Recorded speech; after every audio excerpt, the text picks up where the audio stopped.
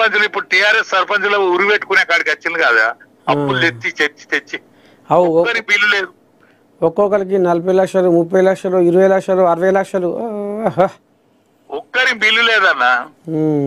ఈ సర్పంచ్ అయ్యే వరకు ఆయన లావు తోడుకోవాలా, ఆయన అంగి తోడుకోవాలా, వాళ్ళు సల్యూట్ పెడితే చాదాగిరి అలా సిగవడం వాళ్ళు ఇంత మందరుచుకోవాలా. ఇన్ని ఇట్లా కలగడిపోయిండు. వాడు బిల్లు ఏదో వస్తుందని ఆశపడ్డాడు, పని చేసిండు. బిల్లు వాళ్ళు ఆ గవర్నమెంట్ ఇయ్యలే, ఈ గవర్నమెంట్ ఇయ్యలే, ఏ గవర్నమెంట్ లో పైసలు లేవు, మన లేవు. ఏం కాదన్నా కవితతో పీర్లేవు. ఇప్పుడు ఇది ఎట్టటి సంగతే మరి? ఇప్పుడు రేపు జూబ్లీహిల్స్ ఉప ఎన్నికలో మరి వీళ్ళకి ప్రచారం ఉంటుందా? ఇప్పుడు ఇది ఏమైనా దెబ్బ తీసేనా జూబ్లీహిల్స్ లో కవితమ్మది?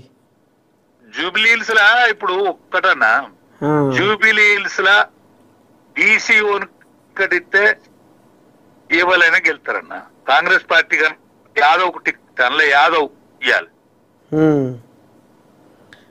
చిన్న శ్రీశైలం కొడుకిస్తే కాంగ్రెస్ గెలుతుందన్న. ఇక వీళ్ళ ఖమ్మంలోకి ఇస్తారు కదా, చచ్చిపోయిన ఆయన భార్యకి ఇస్తారు వీళ్ళు. అదే అదే అదే బీఆర్ఎస్ వాళ్ళు. అంటే బీఆర్ఎస్ వాళ్ళకు మరి ఇప్పుడు అదే ఇప్పుడు ఈ ఉప ఎన్నికల ముందరనే ఈ కథ జరిగే మరి ఈ కవితమ్మది దెబ్బ ఏమన్నా జూబ్లీహిల్స్ మీద పడుతుందా అంటున్నా అన్న. ఇప్పుడు కాంగ్రెస్ ఇప్పుడు బీఆర్ఎస్ కోటేరే అంతేనా అన్న? బీఆర్ఎస్ పార్టీకి ఓటేరే తేల్చినావా అప్పుడే? కాంగ్రెస్ బీజేపీ అందులోనే ఉంటది. అయ్యా అయితే ఇప్పుడు కనవే రాజా ఇక ఏముంది, ఇక అయిపోయింది. ఇక నువ్వు పెద్ద మనిషివి, కరువు కాలం చూసినవి ఒక మాట అన్నవంటే ఇక అయిపోయి. వెనకటికి ఎన్ని మాటలు సత్యాలు కాలే నీ మాటలు అన్న. వాళ్ళు ముస్లిం క్యాండిడేట్ కనుక కాంగ్రెస్ వాళ్ళు ఇస్తే, బీజేపీ వాళ్ళకు సోయి ఉంటే దత్తాత్రేయ బిడ్డ కనుక ఇత్తకెళ్తుంది. అమ్మా అంటే బిడ్డకి ఇత్తకెళ్తుందే. ఒరేకో ఇటు ఇటు ఇటు పోయి కులం వాళ్ళనే చూస్తున్నావు, అటు పోయి కులం వాళ్ళనే చూస్తున్నావు. అంటే కులం వాళ్ళ 60,000 ఓట్లు ఉన్నాయాడా? అటనా? నేను బయటగా చెప్తాను, 60,000 ఓట్లు ఉన్నాయి కుల కుటుంబంలో కలిస్తే. అమ్మని సాయి రంగు అది కథ. వాళ్ళు నేషనల్ పార్టీలో కాంగ్రెస్ వాళ్ళు ఏం చేస్తారంటే వాళ్ళు ముస్లింలకే వాళ్ళు ముస్లింల పాలోళ్ళ కింద మెదులుతారు వీళ్ళు కాంగ్రెస్ వాళ్ళు. మళ్ళీ ఆయన పలుకుబడగలిగిన వ్యక్తి కదా అజారుద్దీన్ అంటే. ఆయన మనిషి కాదే, ఆయన క్రికెట్ మ్యాచ్ కెప్టెన్, ఆయన పేరు ప్రతిష్ట ఉన్నది. ఆయనకు ఎమ్మెల్సీ ఇచ్చి మరి శ్రీశైలం అనే కొడుకు ఎమ్మెల్యే టికెట్ ఇస్తామని అంటాను కానీ మరి తీర సంఘానికి మీద మోసం జరుగుతుంది దాంట్లో.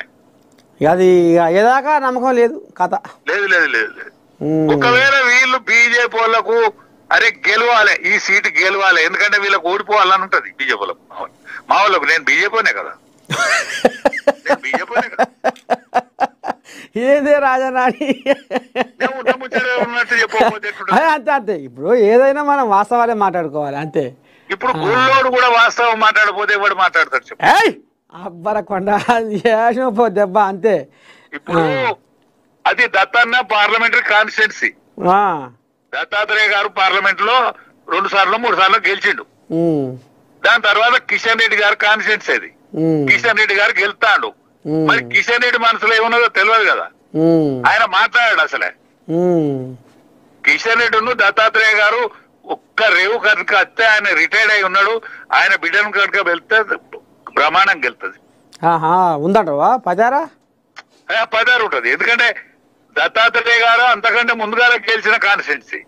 ఇప్పుడు కిషన్ రెడ్డి గారు కేంద్రంలో మంత్రి, ఆయన పార్లమెంట్ లో సీటు దక్కాలని ఉంటది. మరి ఆయన కడుపులో ఉన్నదో తెలియదు. పాపం గారా పెద్ద మనిషి బాయికాడ ఉండి కూడా ఉప ఎన్నిక మీద దృష్టి పెట్టుర్రి, ఉప ఎన్నిక మీద దృష్టి పెట్టుర్రి అని ఇక్కడ ఈ బీజేపీ పంచాయతీ ఒకటి ఉంది. అయినా ఉప ఎన్నిక మీద మీరు దృష్టి పెట్టాలని పాపం బాయికాడ ఎర్రవల్లి బాయికాడ పెద్ద మనిషి కోళ్ళ పెద్ద పెద్ద ముత్తైదులు పిలిపించి చెప్తుండట. ఏ కాదు, ఆయన ఎంత దల్లడిచ్చినా కూడా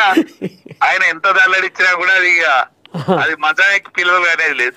అయ్యో ఆ పార్టీ పైన అయిపోయింది. అంతేనా? అరే నేను బాధతో చెప్తాను స్వా, నేను బాధతోనే చెప్తాను. నేను 20 ఏళ్ళు సాహసం చేసినాను ఆ పార్టీలో. అవునవును కష్టపడ్డా. ఇద్దరు కలిసిమెలిసి కేసీఆర్ని దగ్గరికి వెళ్ళి చూసినోనివి, కేసీఆర్ ఎంట తిరిగినోనివి, కేసీఆర్ ఎంట దోస్తానం చేసినోనివి, ఆయన ఎంట ఉండి తిన్నోనివి, బువ్వ తిన్నోనివి, చెడ్డపడ ముచ్చట మాట్లాడినోని కాబట్టి ఇక కథ లోతు అనేది నీకే ఎరక. అందుకనే నీకు ఫోన్ చేసిన. ఇక దాని పని అయిపోయింది. అంతేనా? కాంగ్రెస్ పార్టీ మధ్య బీజేపీ మధ్యనే ఉంటది. ఈ బీజేపీ వాళ్ళు గట్టిగా ఇది గెలవాలనుకుంటే మాత్రం గెలుస్తుంది. మరి బిడ్డే మరి దత్తాత్రేయ బిడ్డే వీళ్ళకు ఉన్న క్యాండిడేట్. మరి బీజేపీలో రామచంద్రయ్య వచ్చినాక ఏమైనా ఉరుకులో పెడుతుందా పార్టీ? ఏవో ఆయనకు ఉరికిచ్చే అంత బలం ఉన్నది కానీ ఉరికే బలం లేదు. ఆహా, అట్లా మరి 2 కావాలన్నా ఇలా. కెప్టెన్ గొప్ప కెప్టెనే, ఆయన మర్మం తెలిసిన కెప్టెనే. అమ్మో, మర్మం తెలిసిన కెప్టెనే. లీడర్లు ఆయన కనసానాల్లో మెదులుతారు. లీడర్ ఇంటికి ఆయన పోతాడు, ఆయన ఇంటికి లీడర్ వస్తాడు. కానీ ఈ లీడర్లను అంతా జమ చేసి ఆయన పేరో ప్రతిష్టో తెచ్చుకోవాలి. ఎందుకంటే అరుదైన కానుక జాతీయ పార్టీ. ఇవాళ భారతదేశంలో ప్రపంచాన్ని అమెరికానే వణికిస్తాడు ప్రధానమంత్రి. అటువంటి పార్టీకి నాయకుడై నేనే, మరి ఈయన ధర్మాన్ని నెరవేర్చాలి. ద్రోణాచార్య లాంటి వ్యక్తి, ఎందుకంటే సద్బ్రాహ్మణుడు. ఇవన్నీ ఉపాయాలు చేయాలి కదా మరి పెద్ద మనిషి. అవునవునవునవునవును. ఇక పార్టీ బీఆర్ఎస్ పని అయిపోయిందన్న. అయ్యో, నేను బాధపడకుండా చెప్తాను. సో దాని పని అయిపోయింది. ఎందుకంటే రేవంత్ రెడ్డి సిబిఐకి అప్పచెప్పిండ. ఏది రేవంత్ రెడ్డి ప్రతిపక్షాలు 9:30 గంటలు శాసనసభలో చర్చించి చేసిన వ్యవహారం కాదు ఇది. ఇప్పుడు మా బాగా సంపాదించుకున్నట్టే నువ్వు ఆ దొంగతనాన్ని ఒప్పుకున్నట్ట. అదే అదే అదే అదే మా బాగా సంపాదించుకున్నట్టే ఆ దొంగతనాన్ని ఒప్పుకున్నట్టే. ఇంకేముంది, బావేంది అయ్యేంది. ఇప్పుడు అయ్యే తెలవకుండా బాగా చేసిండా అనేది ఇప్పుడు నా సొంటోడు నీ సొంటోడు గెలిగిస్తూనేమండి. అరే లోకానికి ఒకసారి తెలితే చాలే, వాళ్ళు మానాన్ని నమ్మరు. అవు అవు అవు అవు కరెక్టే అన్నమాట.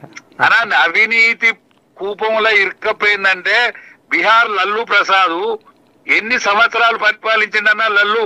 అవు ఆలు జబ్ తక్ రయేగా లల్లు జబ్ తక్ రయేగా అంతసేపు ఉంటాను అన్నాడు. ఆలుగడ్డ దీనిలో ఉన్నంతసేపు నేను ఉంటానే అన్నాడు. ఒక్క దానా కుంభకోణం, చిన్న దానా కుంభకోణంలో ఆయన ఇరుక్కపోతే ఇవో మానాన్ని వెళ్తలేదు. 20 ఏళ్ళే లల్లు ప్రసాద్ రాజ్యం రాక మచ్చబడ్డది. ఇప్పుడు ములాయం సింగ్ రాజ్యం పోయి ఎన్నాళ్ళే వస్తాందా? అది రేవుకి వస్తాందా? జయలలిత రేవుకి వచ్చిందా? రాలే. అంటే మచ్చబడ్డాక ఓట్లేస్తారే. అంతే అంతే. అది మచ్చబడ్డదంటే సమాజం ఇప్పుడు చూస్తారు జనాలు. ఇవి మంచి చేస్తుండా, చెడు చేస్తుండా, లోపడానికి ఏం చేస్తుండు, బయటకి ఏం చేస్తుండు, లోపడానికి ఏం చెప్తుండు, బయటకి ఏం చెప్తుండు, అసలు నిజ స్వరూపం ఏంది, ఈయన కథ